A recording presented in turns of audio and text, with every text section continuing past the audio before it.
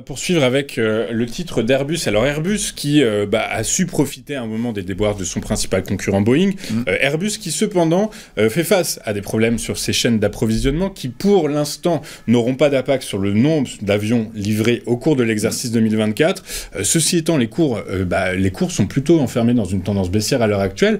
Est-ce que avec les perspectives de hausse et de renforcement du trafic aérien mondial en 2024, le titre peut espérer inverser la tendance à court terme?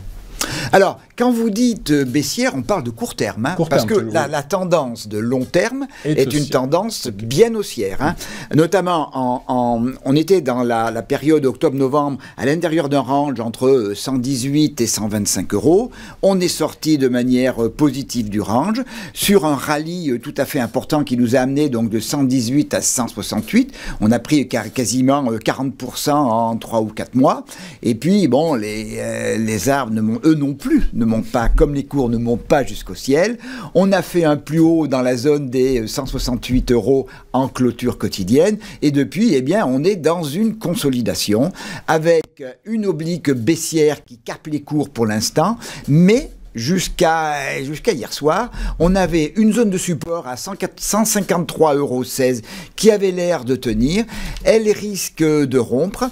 Alors, plus même qu'un niveau autour de 153, je vais parler d'une zone entre 149,68 et 153,16 qui est un dernier plus haut, le 149,68, c'est un plus haut du mois de février, avant une première consolidation.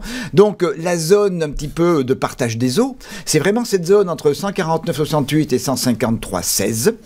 Alors si on rebondissait sur la zone d'une manière générale, il faudrait d'abord, pour repartir vers le haut, pour rebondir, il faudrait d'abord évidemment franchir l'oblique baissière, mais surtout franchir le niveau de 163,34 euros, qui est le dernier plus haut dans cette consolidation, dans ce schéma baissier qui s'est ouvert il y a à peu près 2 mois. Donc il faudra d'abord franchir 163,34 pour espérer les plus hauts et même mieux. Si ma zone 149,68, 153,16 ne tient pas, notre consolidation se poursuivrait, puisqu'on aurait déjà ouvert une nouvelle jambe de baisse, on aurait fait un nouveau plus bas dans ce schéma baissier de court terme, et à ce moment-là, direction le niveau de polarité à 141,40, puis le deuxième niveau de polarité en dessous à 134,60, et puis bon, le retour à 118 me paraît quand même assez difficile, mais le schéma haussier, je pense que 149,68 devrait tenir, parce que quand même, le schéma haussier sur Airbus est quand même le schéma de base, et il faudrait véritablement casser la zone des 141,40 pour que cette tendance haussière de court terme soit vraiment remise en cause. Donc on n'en est pas loin, on n'en est pas là. Effectivement, on n'en est pas là. Fondamentalement, il y a quand même beaucoup de raisons d'espérer. Oui. Et puis, les analystes financiers qui, eux aussi, recommandent le cours avec des objectifs de cours qui sont compris entre 190 et 240 euros. Oui, bon, on sait toujours, on en parle chaque mercredi. Ça, c'est des objectifs à plus long terme. Là, je reste dans un schéma analyse technique.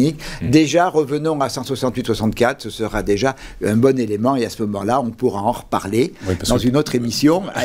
J'utiliserai d'autres outils d'extension de Fibonacci, donc c'était pas le jour en fait. Non, mais en tout cas, ce qu'il faut noter, c'est que l'analyse technique et l'analyse fondamentale sont d'accord pour dire que les cours sont plutôt orientés à la hausse. En tendance haussière. La probabilité de voir les cours reprendre un peu d'épaisseur est plus importante. Tout à fait.